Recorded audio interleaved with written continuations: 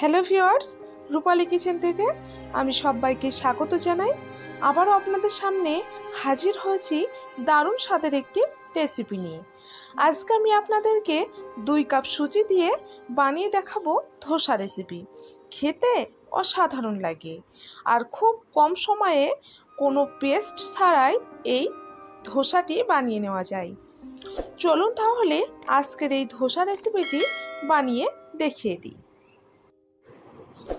এটা বানিয়ে নেওয়ার জন্য এখানে আমি 2 কাপ সুজি নিয়েছি।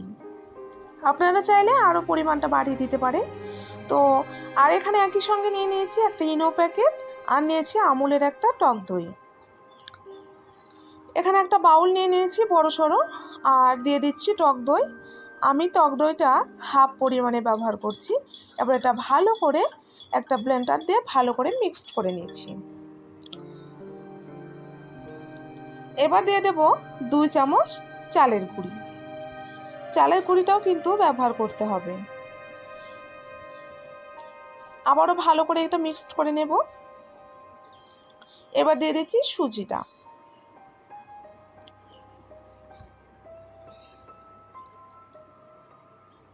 আর এটা কিন্তু বেশি পাতলা হলে হবে না। দিয়ে দিলাম লবণ পরিমাণ মতো, আর দিয়ে দিচ্ছি ইনো। আর অল্প অল্প এটা পানি দিয়ে এটা ভালো করে একটা গোলা বানিয়ে নেব। এটা বেশি পাতলা করলে হবে না, একটু ঘন করে এটা বানিয়ে নিতে হবে। ধোসা যেমন হয়, যেমন গোলাটা বানিয়ে নিই আমরা আর কি, ঠিক সেইভাবে বানিয়ে নিতে হবে। তো দেখতে পাচ্ছেন আমি কিভাবে বানিয়ে নিয়েছি। এবার এটা আধা ঘন্টার জন্য রেস্টে রেখে দেবো। হাতে সময় না থাকলে 15 মিনিট রাখলেও হবে। তো এখানে একটা চাটনি বানিয়ে নেওয়ার জন্য 3 পিস কাঁচা লঙ্কা আর 2 পিস নিয়েছি রসুনের কলি, আর বেশ কটা কারি পাতা নিয়ে নিয়েছি, আর এখানে নিয়ে নিয়েছি নারকেল কুচি। আর একই সঙ্গে আমি এখানে নিয়ে নিয়েছি বাদাম। এখানে চীনা বাদাম নিয়েছি আর একটু হালকা করে ফ্রাই করে নিয়েছি বিট নুন 1 চামচ আর 1 চামচ সাদা নুন। এখানে একটা মিক্সি জার নিয়ে নিয়েছি। এবার আমি এগুলো পেস্ট বানিয়ে নেব। একই সঙ্গে সবগুলো উপকরণ দিয়ে দিচ্ছি।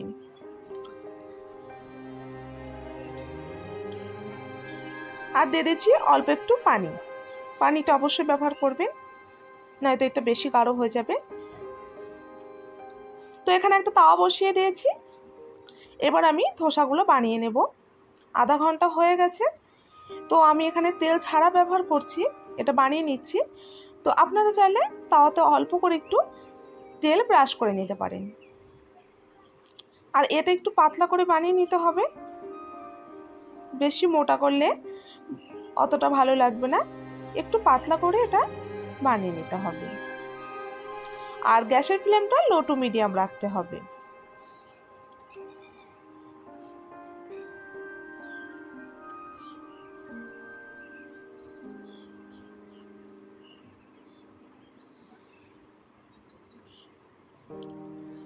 তো এক পিঠ হয়ে গেছে, এবার আমি এটা পাল্টিয়ে দেব। আর দেখতেই পাচ্ছেন কতটা ফুলে সফট হয়ে গেছে, আর খুব সহজভাবে কিন্তু এটা উঠে আসছে। আপনারা চাইলে এই পর্যায়ে একটু তেল ব্যবহার করতে পারেন।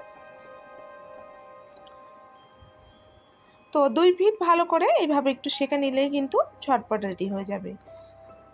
তো এটা পুরোপুরি কমপ্লিট হয়ে গেছে। এটা আমি নামিয়ে নিচ্ছি। আমি সেম প্রসেসে বাকিগুলো কিন্তু এইভাবে বানিয়ে নেব।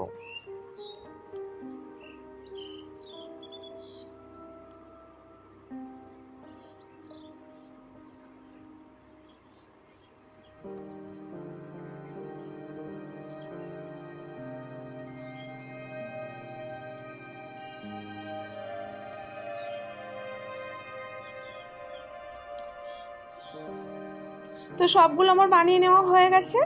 আর 2 কাপ সুজি দিয়ে কিন্তু বেশ অনেকগুলোই আমার এখানেও হয়ে গেছে। তো আর এটা ভীষণ সফট হয়েছে। আর আমি একটু রোল পাকিয়ে এটা রেখে দিয়েছি। এটা যদি চাটনির সঙ্গে পরিবেশন করে নেওয়া যায় খুবই টেস্টি লাগে, আর খুব ঝটপট কিন্তু বানিয়ে নেওয়া যায়। আমি একটা আপনাদেরকে দেখিয়ে দিচ্ছি কতটা সফট হয়েছে। এটা আমি ছেঁড়া মাত্রই আপনারা বুঝতে পেরেছেন এটা কতটা সফট হয়েছে। খেতে কিন্তু ভীষণভাবে ভালো লাগে। আর আমি এই চাটনিটার উপরে একটু রিফাইন তেল আর 2 পিস শুকনো লঙ্কা আর দিয়ে দিয়েছি 1 চামচ কালো সরিষা আর কারি পাতা দিয়ে একটা তড়কা বানিয়ে উপরে জাস্ট দিয়ে দিয়েছি। খেতে অসাধারণ লাগে, আপনারা কিন্তু এইভাবে ঘরে অবশ্যই ট্রাই করবেন। আর আমার চ্যানেলটি না সাবস্ক্রাইব করা থাকলে প্লিজ সাবস্ক্রাইব করে দেবেন। আজকের মতো বিদায় নিচ্ছি, দেখা হচ্ছে নতুন একটি রেসিপি নিয়ে। ধন্যবাদ।